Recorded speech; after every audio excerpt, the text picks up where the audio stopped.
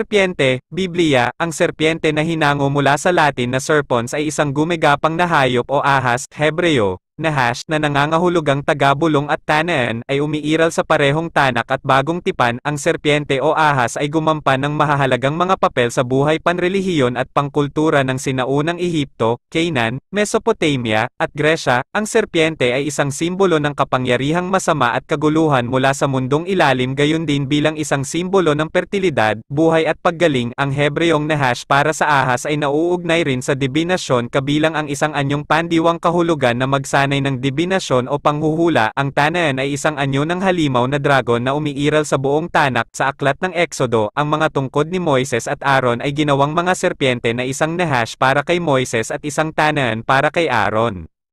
Si Adan, Eva, at ang babaeng serpiente na nasa pasukan sa Katedral ng Notre Dame sa Paris. Ang sining ng Kristiyanong medieval ay madalas na